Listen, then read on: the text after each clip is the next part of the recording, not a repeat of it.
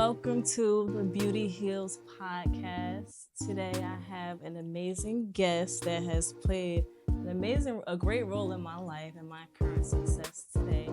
We have Nimi Hendrix, the director, the cinematographer, the one that's always yelling at everybody on set. Allegedly. Allegedly. But an amazing all-around creative. And today I'm going to be doing a manicure on him. I would have been doing his locks, but he cut those off. So we're going to switch it up. And I'm going to like to get straight into that conversation is here. And then we'll go into who you are as a person, how me and you met, and like what's next for you. Copy. All right, so let's get into it. Let me get your hands. Let me see. You have some nice hands, by the way. Oh, thank you. To be someone always using them all the time. Okay. So what made you cut your hair? Like, what's going on with that? You've had locks for how many years? A long time, like 15 years. I just wanted to change. A change? Yeah. It didn't have anything to do with anything spiritually or... Not really spiritually. I kind of felt like I wanted to cut them for a while because one of my things was I felt like everybody else was getting... Because when I first got them, it wasn't really like the in thing, the popular thing. Yeah. So after a while, I'm like, yo, everybody is just... I ain't want to be like put in that same category as everybody else. So I feel you. I was like, I finally kind of built the courage up to. So how many years you was thinking about it? I was thinking about it for a minute, probably 5 years. 5 years before you actually did it? Yeah, took a minute. I had to get my courage up. I mean, I can relate. I cut my locks as well. Facts. So afterwards, did you feel like a sense of like freedom? Like, well, first I was mad. I was real nervous. One reason why it kind of like took me a while to cut it was because I felt like nobody would recognize me and it would just be such a shock to everybody. So when I first cut it, like the thought process was this. I knew my friends was gonna have jokes and shit. So I was one night I'm laying in bed and I was gonna go. I was going to Miami like in 2 days. So I'm like, yo, I should just cut it tomorrow. Just pop go to Miami, get used to it, away from everybody else, like around some strangers, and post some pictures and put it on Instagram. So by the time I came back, everybody was already like kind of accustomed to it. Like, you know what I mean? It's not as shocking. Yeah, so that was my thought process is when in my timing when I got it cut. Did it work? Yeah, it worked. It definitely worked. Yeah. Yeah, everybody kind of went through the shock and the experience on Instagram. And by the time they see me, it was like, all right. Regular. That's your new look. That's the new Nimi. This new Nimi, yeah. Yeah. I can relate. Just seeing you seeing you on social media, you did prepare me for it. You did. Exactly. If you would have just popped up with the haircut, I would have been like, who is this man? That was the goal. Okay. I like that you took the leap of faith and did it because I like it. Thank you. But I do miss your locks. I ain't gonna lie. Well, I still got them. So. Okay, you can always circle back if you wanted to. I still got them, so it might pop out with them one day. Okay. So you're not saying this is permanent. This is not a permanent. No, it's permanent, but I don't know. Just in case, I still got them sitting there. Same. Me too. I think that's a secret thing. Keep your locks, and you never know. Yeah. 5 years from now, you're gonna be like, I want to go back. Exactly. All right. So this is the Beauty Heals podcast. So how often do you get a manicure as a director and cinematographer? I'm not gonna lie, not very often. Okay. Not very often. One of my friends, she does nails, so she kind of like forced me to get them done a couple months ago. But before that. It was like years or something? Yeah, before that was definitely some years. Was it ever a regular part of your routine? Nah, I feel like certain women in my life kind of forced me to do it. That was like the only time I ever got it done before. It was never like a regular thing that I kind of like put on my schedule and nothing like that. Speaking of having women in your life, I'm not trying to, look, this is not a messy podcast. I'm not trying to like put your business out there. Whatever. However, I would say these days you seem a lot more polished and cleaned up. You know what I mean? So is there like a lady in your life? Right, he walked in, I'm like, you got a stylist now? Because then I don't feel like you never cared this much like you do now. Well, I was just straight into work before. Yes, that's what it was. I think I kind of worked my way into the realm where obviously I'm still working, putting in the time, but I still have like a lot more leisure time to myself to where kind of develop more of a social life and stuff like that. Look at you. So you going shopping, you outside now. I mean, hey, you gotta, I work my way to it. So okay, you did. Now's the time to enjoy life. You deserve it. Okay. So is there a lady though? Because you kind of skipped over that one a little bit. You skipped over that. Well, right now, I'm single. You single? Yeah, How long you been single, Nimi? I feel like I've known you for like 10 years. Nah, it's been some people in between then. Okay. I just ain't real public with it. Yeah, which is good. Privacy. I respect privacy. It's been some people in between then that, like, people that my core friends know of them, but it's not like too out there. Okay. I feel like you've never been a type to let a relationship distract you. Oh yeah, without a doubt. Like you was gonna get the work done regardless. That's like one of my number one things. If I'm ever gonna get in a relationship, it can't be something that kind of holds me back. Pursuing and doing what I want to do. Agreed, 1,000%.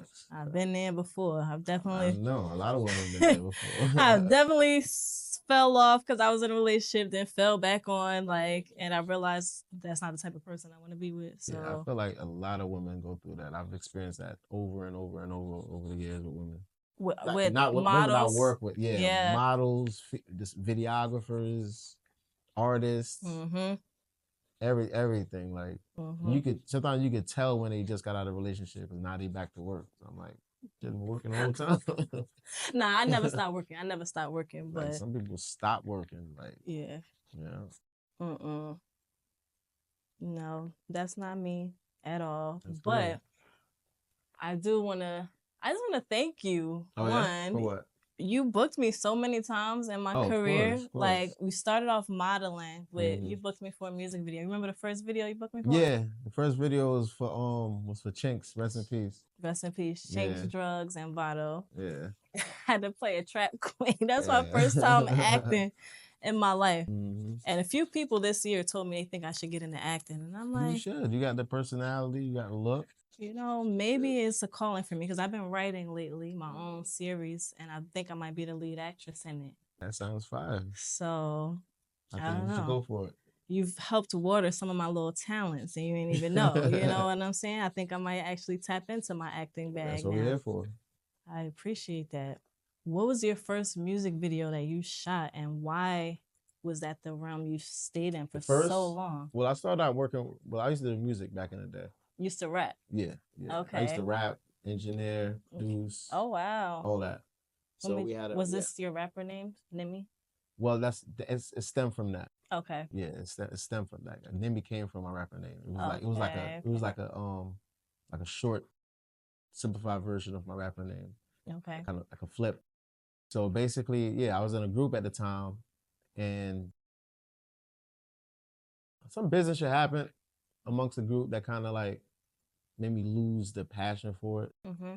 I found myself taking like 2-3 days just to write one verse. I just wasn't feeling it. It wasn't. So I just kind of like gradually stopped doing the music, but I still wanted to contribute to my group. Okay. To the society. So yeah, definitely. So so I ended up getting a camera. We got a camera, and I just started filming their videos. And I feel like the first one was like a little stupid digital camera I used to do with Photo and Tax G. And then we ended up like putting some money together to get a real camera. And then the first like real video I did was a can't remember which one it was, but it was a video with Tax G. Okay. And that kind of like started blowing up because he was doing this thing heavy in the area. So the video blew up. Which he's in Florida now, right? Yeah, Tax. Yeah, he's down there. He's from here. Yeah, he's from Jersey. He's from Vauxhall. Okay. Yeah. I never knew that. Shout out to Tax G. I haven't seen you in a long time. All right. But okay, so you used to be a rapper. I kind of want to hear something now. You gonna let me hear something? You got a couple bars for me? Nah, you got the look now. You gotta search deep. I gotta dig deep. All right. What happened to Red Dot series? So for those who don't know, Nimi had a whole online web series where it was like drama, guns, all types of stuff. Like everybody asked me that. I was just, it's funny because Red Dot, it's kind of crazy because we did the last episode probably like, what was it, like 7, 8 years ago? Mm-hmm. And I was out with one of my friends for a birthday the other day, and she brought her friends that I didn't know anybody there besides the person whose birthday it was. And for like 2-3 hours, we sitting there eating, just talking, everybody's strangers. Then my friend, she ended up saying my name, and one of the people that was there is like, "Oh, Nimi from Red Dot? Wow. What happened to Red Dot?" Yeah. it made me feel bad because there's so many people that kind of it left hanging. But what happened with Red Dot is that when we first started Red Dot, it was more, we started as a joke. Like we just started just to have something to post on Instagram. And then we started getting like real actors in there. And then the real actors in there started like doing real stuff, like booked on Power and some like a lot of TV stuff. So it started becoming a challenge to kind of like get everybody together, plus myself and Identity and Ish, and everybody was just doing their own and funding because this was all free. Yeah, and funding. So it was kind of like it was just hard to get everybody together, and it just kind of, me personally, I felt that people was like, all right, they forgot about it. There's no need to even finish it up. But then over the years, everywhere I go, people keep asking me the question. I'm like, man, I should have at least gave them the conclusion. So I still got the footage for like one last episode. It was still a few more scenes to be filmed that we didn't get to film. But I might just one day just drop it. Just put the footage together and just, hey, there you go. This is the conclusion. Okay. Yeah. So you never even saw it being like a bigger thing than what it was? Nah, we started, like, it actually started, I think it was Ish or Sylvia or somebody posted, like, we had went out one day for a photo shoot. We all had black suits on. Shouts to the inspired us was the Reservoir Dogs, the movie cover. So we kind of did a photo shoot based upon that cover. Okay. And then we ended up going to ShopRite right after. We all had the suits on, and everybody was just reacting crazy, like, oh shit, who these motherfuckers with all these suits on? So we ended up putting like some little clips of us fake acting on Instagram, and people liked it. So it was like, yo, let's turn this into like a story. And that's pretty much how it started. And then as we got going, we really started to like take off. All right. Well, I missed it. I won't even say I watched the whole thing consistently, but I just remember y'all doing it. I was in college at the time. I thought it was like the coolest thing that was before ever. we met, right? Yeah, probably right before we met. And I think you might have been finishing up. Yeah. So, and I met you through Tanea. Shout out to Say Nay. Yeah, shout out to Tanea. So what else do you see for yourself? Like, well, right now we're working on a feature-length film. Okay. Me and a couple other. A feature-length film. All right, we got to insert the in there. Okay. Can't say too much about the idea, but definitely. Right now we're working on getting some funding for it. Okay. The script is getting put together. That's almost done. Okay. So we're hoping to like really start production probably like going towards the fall of this year. All right now. Well, I'm available. I always text you and let you know. Oh yeah. I'm available. Book me. Yeah, we need you included in that.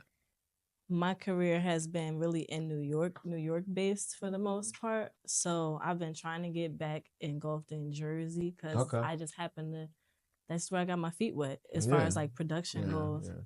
Well, if you're in Jersey and you're doing your thing, it's definitely got to happen with New York as well. So that's kind of like. I do both. It's hand in hand. Yeah. Exactly. Can't really do nothing without tapping in over there as well. Yeah. I want to do it, partner. I'll be buying stuff. So you have a feature film coming out. Well, you're going to start filming it in the fall. Yeah. That's amazing. Congratulations. I kind of had a feeling you were going in that direction. That was really like my plans all along. Okay. I just got so sucked in, to the music video realm that it kind of like just haven't really had the time to pursue that. But now I feel like, I gotta put some of the other stuff to the side and like focus on my own independent work. So that's where we at right now. Agreed, 1,000%. I would say I'm kind of there too. Like I am ready to work on somebody else's project, but I'm just blessed to be in a space where I can work on my own stuff, and I want to help other people's stuff flourish as well. Like there you go. Relationships and just I don't know. I love seeing people create and get all the accolades they deserve. Right. Which, speaking of accolades, you just got an award at the city of Newark. Was that at Symphony Hall? Oh yeah. Actually, what was it? No, it was at the NJPAC. At NJPAC.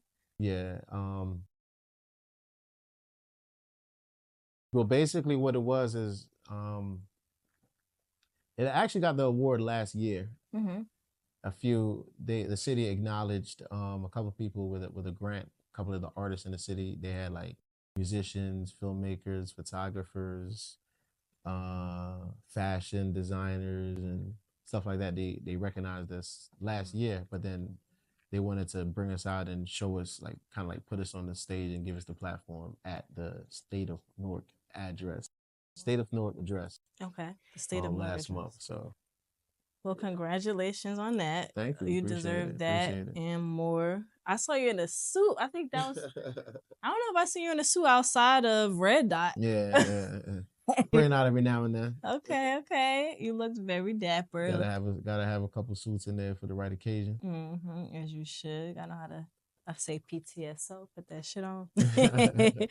Gotta know how to switch it up for the occasion, like you said. Well, congratulations on that. Appreciate it. Do you have any other projects outside of the feature film, or that's like the main focus right now? That's the main focus. I got another like short film that I kind of like. I'm almost done writing. That's more like kind of like, not to say it's minor, but that's kind of like my own personal project that I'm gonna put together with my own core people. The feature length film is like it's involved in a few other movers and shakers in Jersey that we're putting that together. And the short film is something that me and my core members are about to put together. So that hopefully we could get to do both of those this year. I keep coming on. Really trying to turn it up. So would you consider yourself a writer? Like you're a writer? Yeah. You're a writer and director. Yeah. Very nice. Writer, director, producer. Yeah. I'm real hesitant on. I would have done a lot of different like features over the years. Like a lot of people have sent me scripts and stuff like that, but I wasn't really like feeling it.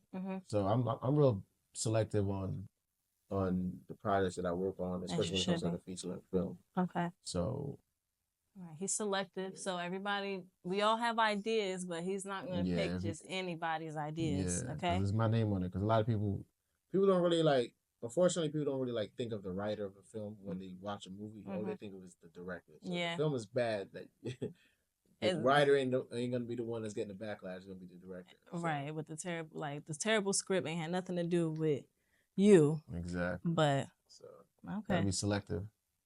Okay, I feel that being selective with who you work with.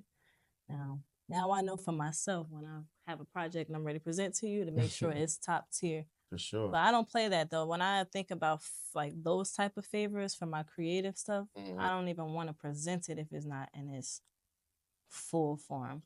Yeah, my theory when it comes to film is I feel like the story that I do for a film, it has to have a meaning to it. It can't just be like just a random. We just doing stuff. Sequence of events. It has to have like a meaning and a purpose to it, not some shit that you just see on Tubi. And like, that's not really my forte. So that's been my thing with it. Would you put your work on Tubi? I would. There's some. I'm not gonna lie. I've never watched Tubi. You should. But I could imagine them being some good stories on there. But at the same time, there's some films on there that give the platform a certain reputation that you look at certain stories and certain films and say, okay, this just belongs on there. To Tubi. That's it. I get what you mean. So, it seems like it's one lane. They actually, some people from Tubi actually reached out to me to put my first film on there. I actually did a first film. It's called Death Coast. Death Coast. We did back in the day. Okay. Yeah. Is that available to find? Not yet. It's a long story when it comes to Death Coast. Okay. When it comes to Death Coast is a film we did back in, it was like 2012, 2013, and we were just starting. And it was with It was basically, the story was about gang culture in Newark. Okay. Blood versus And once we finished the film, a lot of, you know, when you say art imitates life, a lot of things, a lot of violent things happen in real life that kind of like derailed the momentum of the film. So when we first put it out, it was the hottest thing going in Newark. The fucking block. Fuck kind of shit is that? Next time you want me to put the shit in, when I say Suwu, ride out. Suwu!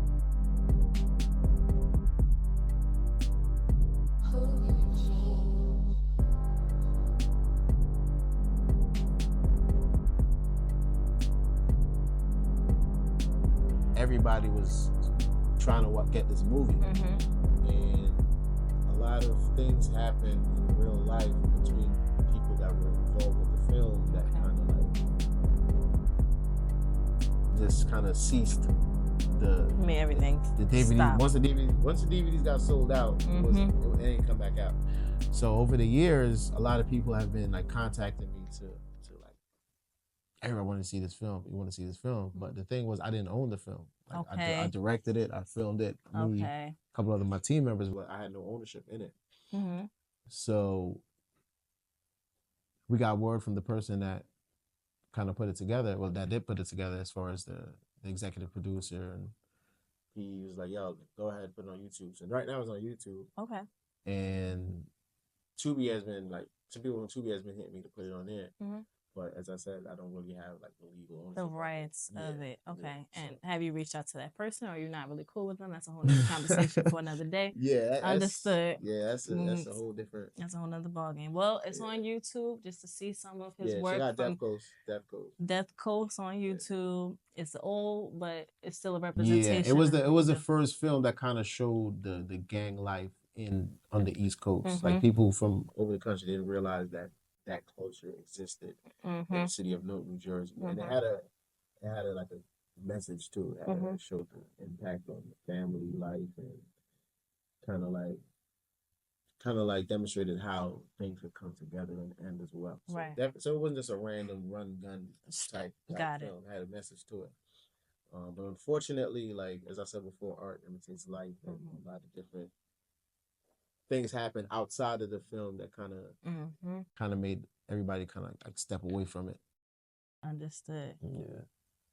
I always tell people that the things that happen outside of the film was probably more action packed than things that happen in the film, unfortunately. Oh wow. Yeah. That's wild. Since we're on the topic of like drugs and gang violence in Newark, a lot of your music videos, let me not say most, a lot of music videos are kind of like based around that lifestyle, because it's rap or whatever. Have you ever gotten any like bad criticism about that, or have you ever felt any guilt about like not promoting that lifestyle, but documenting that lifestyle? You know, it's their story at the end of the day. That's a good question. I love that question, because it actually is something that's like continuously been on my mind. Because, as a lot of people know, that I do try to do a lot of things positive for the community, but at the same time, I'm also a filmmaker. So a lot of times I feel like, all right, where can I, like, how can I position myself to like show the things that we grew up in and the environment, and also when you're dealing with music artists, that their product has to be a reflection of what they stand for. Right. So I kind of like sell it that way. Like, all right, I kind of make up for a lot of the images that I put on the screen with what I do in my own personal life. Your day-to-day life. So it's up to the individual person to have their own opinion on it. You know what I mean? Like, I know that like things that I contribute to the world are more than just these images. At the same time, these images are a reality of what someone's experience. You know what I mean? It's not like glamorized. It's not fake. It's really what we witnessed in the environment that we came up in. Yep. Agreed, 1000%. That's why I don't judge you for it, but I know, like, you know, some older people. It's definitely been some people. Yeah. Definitely been some people, and it's. I mean, I accept the criticism and the critique, and I use it to grow as an artist. As a man, as an artist, like, you know that there's other stories, other things you want to do. Mm-hmm. Hence your movie you're working on. Right. Congratulations on that. And speaking of also giving back, philanthropy, like you have a whole internship program and stuff. You want to tell me a little bit about that? Is there anything else outside of your internship program? What does your internship program provide? Well, yeah, it's called Secret Society Motion Pictures. Mm-hmm. It's something that we've done for probably 7-8 years. I mean, just to make a long story, relax this in, okay. Mm-hmm. All right, just to kind of like summarize what we do is we kind of like take like up and coming filmmakers, some people that never even touched the camera, and we kind of give them an outlet to kind of like express themselves and bring them on real sets to show them, like, give them experience, hands-on. Because there's a lot of people that have been to film school and graduated film school and film programs, and then everybody had that hands-on experience. Yep. And they'll come to our program and say, "Yo, I learned more in one sit down and one workshop with you than I learned in this whole like class program." So, and it's the goal of it is obviously in having interns, it helps us in the production. Of course. But at the same time, we try to make sure that we. I gotta do your thumb. Okay. Yeah. At the same time, we try to make sure that we give back to the community, and there's a lot of people that came through our program, and we have like ceremonies and graduations, and they'll tell us like, "Yo, this is the first time. This is the first thing I ever graduated from. This is the first award I've ever gotten," and it kind of like it helps a lot of people change their lives. Yeah. You know, it gives them an outlet and opportunity to like. Yeah, a lot of people that came from the streets, they come to us, and it was the first opportunity to do something positive. So that's the goal for the program. And besides that, I've done a lot of things at the city, teach a lot of film programs. I've spoken to a lot of boys and girls clubs, and I always try to like stay active. So people could say that, oh, you got this message in your music videos, but at the same time, there's other things that I do and our group does behind the scenes that to make sure that we put together a net positive energy into balance. Life is about balance. As long as it's balanced, you know what I'm saying? You're telling some of these stories that somebody might think is negative, but at the same time, you're doing more than that person probably ever does as far as giving back. You know what I'm saying? Yeah. So you gotta take your wins with your losses and this and that. Yeah, most of the people that criticize people like that, they don't really they don't do anything.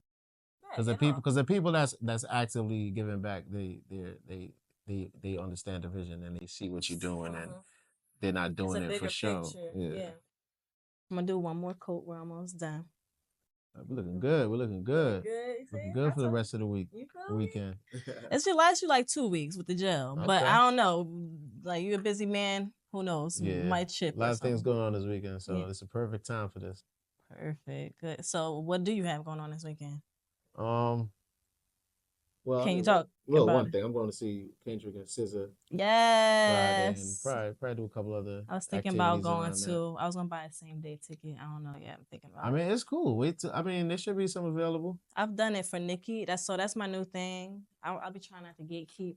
It's buying tickets the same day of a concert. Oh yeah, I do that all the time. Because you can get literally the best price for a floor seat is like the same time. Yeah, exactly. Because there's people that all them resellers. Yeah, there's people that they realize that these tickets ain't sell. They ain't sell, so they're like, then let me get something. Sell it for. Let me get something. Exactly.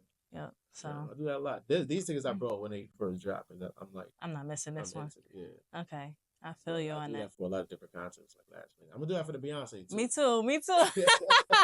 Yeah, I missed the last tour. I'm like, I gotta. I'm not even I'm a big supporter of Beyonce, but I'm not like a beehive. I'm not like I don't listen to her albums, but I respect her art and her presentation. Same. So I gotta definitely check that out this time. Yeah, that work ethic is out of this world. Like when somebody goes that hard and they don't have to, it's like. That's in them. It's in them. You get me? So I don't respect the hate train for all of the rich people that's still grinding for real. To be honest, because you get to a point of financial success where you could sit down, could move to another country and just be good for the rest of your life. But you're like, no, you're passionate about. You're doing it because you're than people that need to be working hard. You feel me? It's because they're passionate about it. Like it's what they want to do. It's what they're meant to do. That's right. So I respect it, and I'm with you. I might see you at the Kendrick. Are you doing both Thursday and Friday? Or I'm going Friday. I'm going Friday. Yeah. Okay, I might see you, might not. Well, let me know. We'll link up. Okay, I'll hit you up for that one. What else? I had another question for you. Like your ultimate goal, like with your feature film, like do you see yourself winning awards? Do you care about those kind of awards? Hell yeah.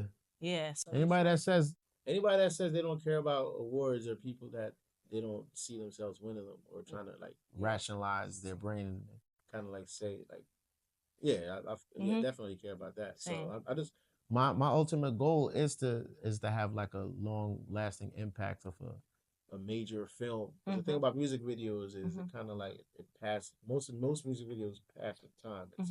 It's a promotional product. It's to promote a certain person or a certain song. So once that song dies down, then the promotional piece kind of dies down as well. So so my goal is to put out a film that kind of like withstands the test of time and kind of like teaches a certain lesson and kind of like changes the way people think. Yeah. So that's my goal. I agree. I can relate to that. And I would love to help you with that any way that I can. For sure. So speaking of, is this why you watched Sinners so many times? Oh man, it's well the thing about Sinners.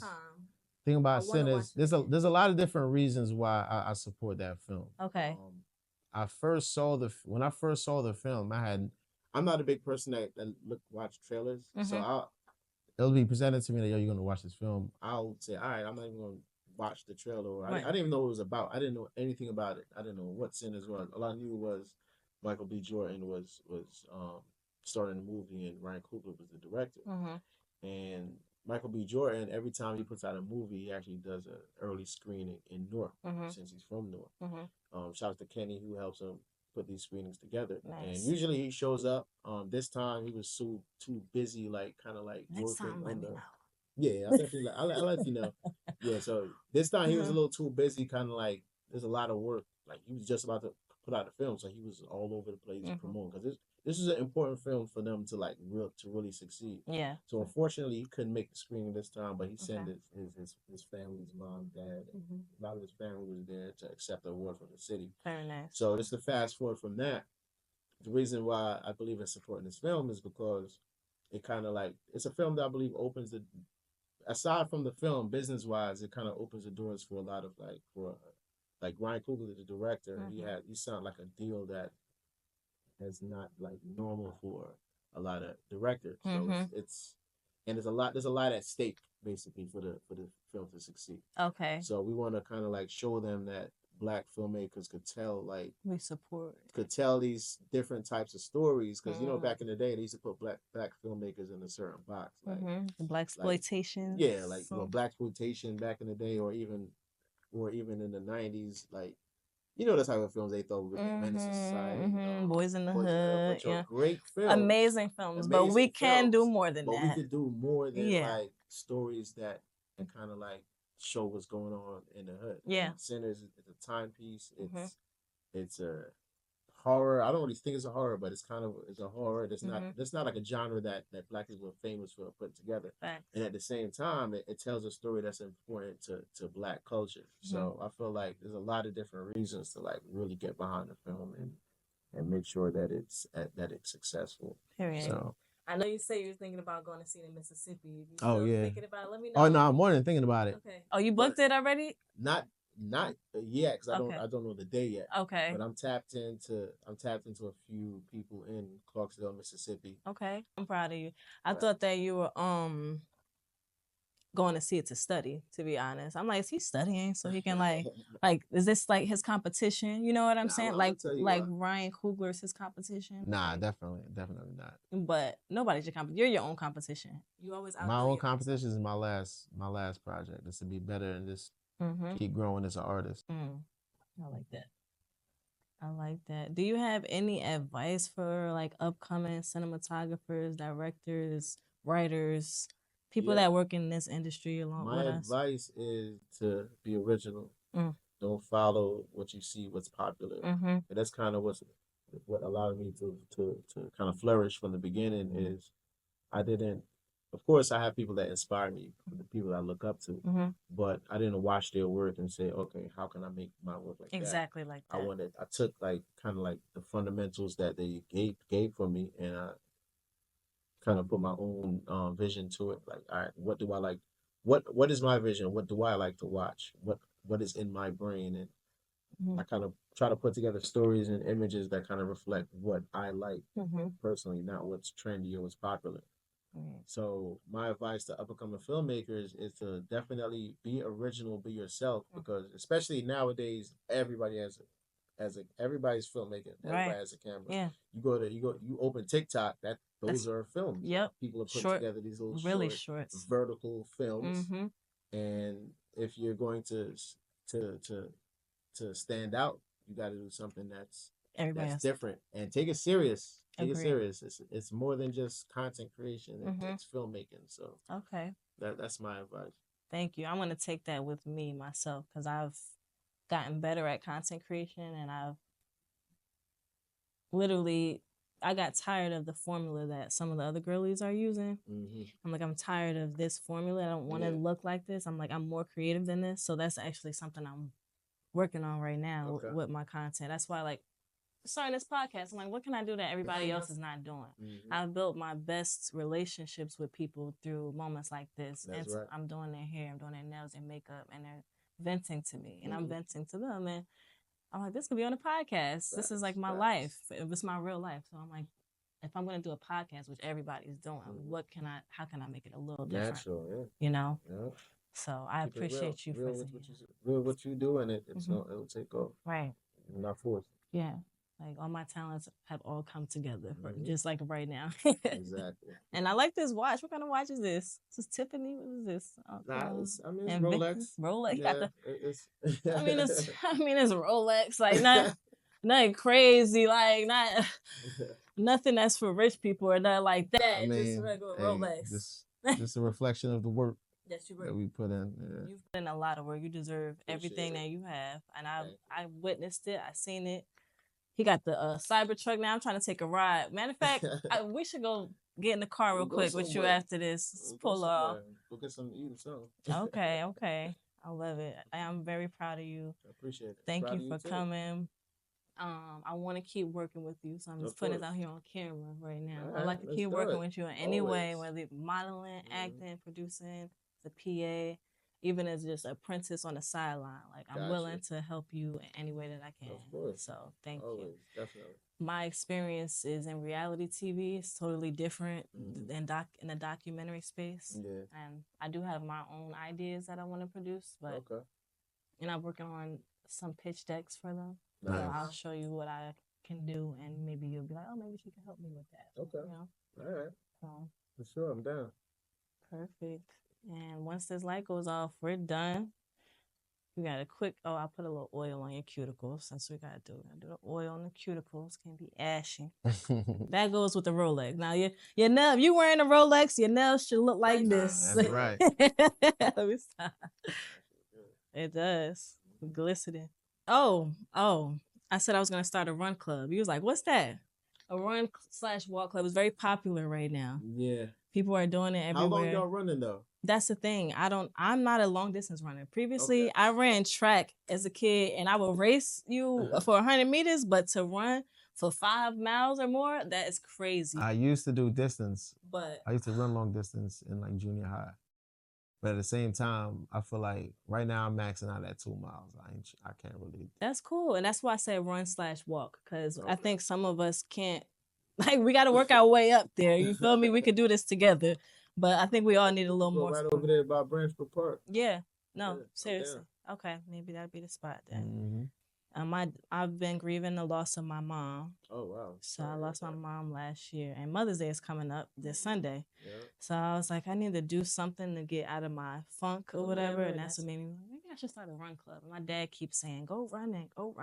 Yeah, I'm with it. And it's like, it clears your mind. It's a good practice. That's right. So I'll make sure I reach out to you for my run club and for everything else. And can you show us your nails here at the camera?